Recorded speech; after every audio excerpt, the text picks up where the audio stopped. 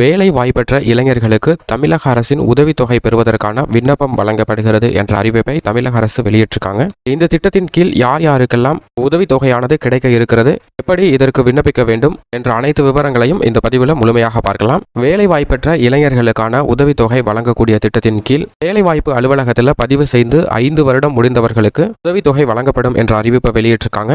9ஆம் வகுப்பு வரை பயின்று 10ஆம் வகுப்பில் தேர்ச்சி பெற்றவர் அல்லது தேர்ச்சி பெறாதவர், 12ஆம் வகுப்பு மற்றும் பட்டப்படிப்புல தேர்ச்சி பெற்றவர்களுக்கு இந்த உதவித்தொகையானது வழங்கப்படுகிறது என்பதை தெரிவிச்சிருக்காங்க. அதே போன்று மாற்றுத்திறனாளிகளுக்கும் இந்த உதவித்தொகை வழங்கப்படும். எழுத படிக்க தெரிந்தவர் முதல் 10ஆம் வகுப்பு, 12ஆம் வகுப்பு மற்றும் பட்டப்படிப்புகளில் தேர்ச்சி பெற்றவர்களுக்கு வேலைவாய்ப்பு அலுவலகத்தில் பதிவு செய்து ஓராண்டு நிறைவடைந்திருந்தாலே இந்த உதவித்தொகையானது வழங்கப்படும் என்ற அறிவிப்பை கொடுத்திருக்காங்க.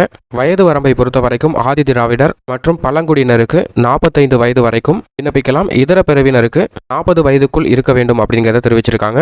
இந்த உதவித்தொகை பெற விண்ணப்பிப்பது எப்படி என்றால், விண்ணப்பதாரர்கள் அதாவது வேலைவாய்ப்பு அலுவலகத்தில் பதிவு செய்தவர்கள் விண்ணப்பத்தை நேரில் வந்து பெற்றுக்கொள்ளலாம். மாவட்ட வேலைவாய்ப்பு மற்றும் தொழில் நெறி வழிகாட்டுதல் மையத்தில் இந்த விண்ணப்பம் இலவசமாக வழங்கப்படும் என்பதை தெரிவிச்சிருக்காங்க. இப்போ நம்ம ஸ்கிரீன்ல பார்த்துட்டு இருக்கிறது திருச்சி டிஸ்ட்ரிக்ட்ல இருந்து வந்திருக்க அபிஷியல் அனௌன்ஸ்மெண்ட். இது மாதிரி தமிழகம் முழுவதும் ஒவ்வொரு டிஸ்ட்ரிக்ட்ல இருந்தும் இதற்கான அறிவிப்பு வெளியிடப்படும். இது பற்றி மேலும் தகவல் தெரிந்து கொள்வதற்கு மாவட்ட வேலைவாய்ப்பு அலுவலகத்தை தொடர்பு கொள்ளலாம்.